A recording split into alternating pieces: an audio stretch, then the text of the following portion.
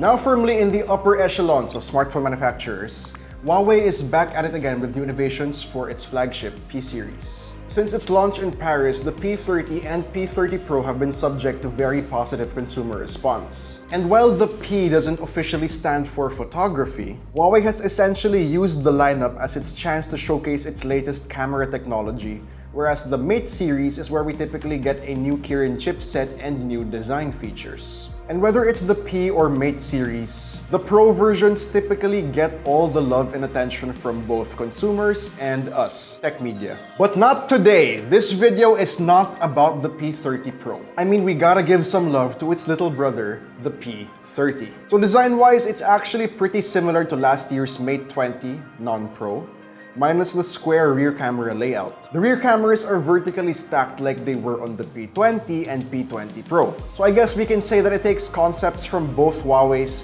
2018 flagship series. Up front, we get a dewdrop notch for the 32-megapixel front camera, slim bezels all around, including the chin, and of course, for the display, we get a very nice 1080p OLED panel. At the back, we have the triple rear camera stack, LED flash, and a pair of sensors used for autofocus. And while I'm personally not a fan of protruding rear cameras because of the wobbling on the table, this is forgiven due to the capabilities of these Leica-powered cameras. We don't get a fingerprint scanner here at the back since the P30 has adopted the optical in-display scanner from the Mate 20 Pro. And while we get a glass back panel that curves very nicely towards the sides, wireless charging is absent, and that's one of the things I don't like about this phone. It's not exactly a deal breaker for most people, but come on! Samsung has wireless charging and even reverse wireless charging on all three S10 models. It's also now a staple feature in flagship phones, so the P30 really should have had it. But anyway, moving on to the sides, we have the volume and power buttons that feel amazing to press. And I love that they still kept the red accent on the power button. It makes the phone feel that much more unique. Opposite these, we have a hybrid card tray for either 2 nano SIM cards or 1 nano SIM card and a nano memory card, which is again, another thing inherited from the Mate 20 Pro. On the bottom, we have the loudspeaker, USB Type-C port, and a headphone jack, which the P30 Pro doesn't have, so take note, wired headphone users. But as for the speaker, while it's loud, clear, and crisp, forget that the bass is not existent. Aside from the lack of wireless charging I mentioned earlier, it's quite underwhelming that we don't get front-facing or at the very least stereo speakers. Another notable flagship feature. And come on Huawei, like the P30 isn't only guilty of this. The P30 Pro is too. There's a Dolby Atmos option that only works when you have headphones plugged in, but honestly, it doesn't do a lot to help. Again, if we had stereo speakers, it might have been a different story. Now checking out the display. At 6.1 inches, the size is just right. Just like the P30 Pro and most other smartphones, our aspect ratio is at 19.5 by 9, though with its 2340 by 1080 resolution, it's not the highest resolution display at this price point. It's still plenty sharp though, and since the panel is OLED, contrast is amazing as blacks are deep. And whether you're in the standard or vivid display modes, colors are great. Though the latter is better for viewing content, especially on Netflix, since we also do get HDR10 support. And in the grand scheme of things, it's a great display, though it isn't enough to rival something like the S10's dynamic AMOLED display. So for our internals, the configuration is actually pretty good. We get the same chipset as the P30 Pro, which is of course the Kirin 980. Now the retail unit coming to the Philippines will have 6GB of RAM and 128GB of internal storage. But full disclosure, the review unit we have here has 8GB of RAM, so this might inflate our benchmark scores a little bit. Performance is superb, as expected. We already know how the Kirin 980 performs since this is the same chipset that the Mate 20 Pro has. And whether it's heavy gaming, multitasking, productivity, or whatnot, it's a great phone for whatever task you may throw at it.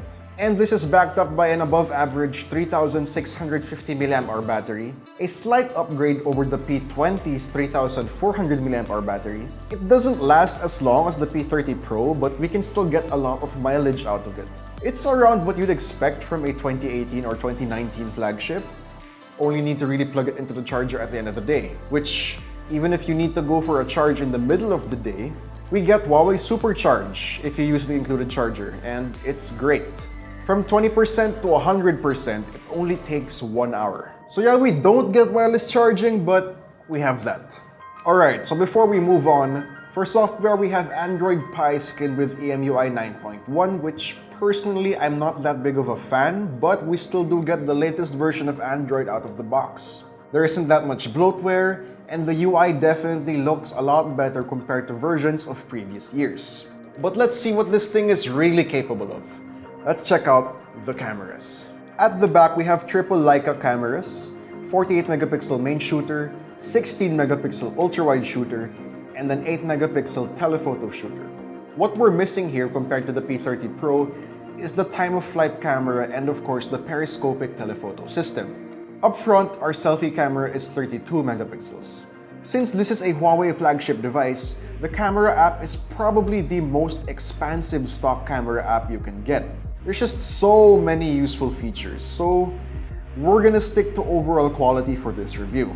The P30 Pro is getting all the attention for smartphone camera prowess right now, but I'm here to tell you that its little brother ain't too far behind.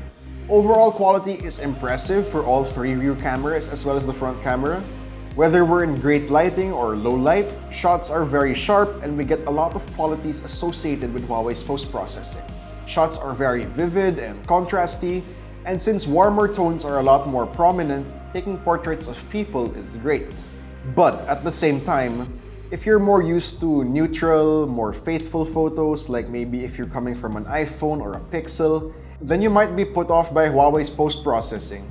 But the photos are honestly definitely very eye-catching nonetheless. And you probably don't need to edit them as much. And forget the fact that we don't have the periscopic telephoto camera with up to 50 times zoom. The P30's camera hardware still provides a lot of flexibility. I'm a huge advocate of ultra-wide cameras over telephoto cameras since there are just so much more situations where they're much more useful. However, while the P30's telephoto camera isn't as technologically advanced as the P30 Pro's, we still get up to 30 times digital zoom, which is still crazy. The actual optical zoom only goes up to 5 times, which is still pretty far, all things considered. But I still stand by my point that for most people, the ultra-wide camera will probably be used way more than the telephoto cameras. Moving on to night mode, this is really where I'm impressed. There's just so much detail that gets captured, dynamic range is amazing, as well as noise reduction. As some of you guys might know, I'm a hardcore Pixel user, and with Huawei's night mode, for now, night sight is dead. For video, we can shoot up to 4K at 30 FPS, and wow. Whether it's in good lighting or at night, we get great quality, that nice saturated look, and the stabilization is just rock solid. So like I said, all the attention with regards to cameras is on the P30 Pro, but the P30 has a solid case for itself as well. It doesn't have the latest hardware, but it still definitely delivers images worthy of the P series.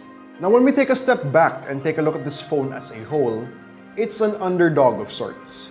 It's not flashy, it doesn't have the latest and greatest features, but it has everything it needs to be considered a solid device that can hold up its end of the bargain for the money would-be consumers would be paying. While I am disappointed that the P30 lacks certain things like wireless charging, front-facing speakers, a higher resolution screen, etc., but at the same time, it's also a whole 14,000 pesos cheaper than the P30 Pro at 36,990 pesos. And for everything you get, it's a great deal.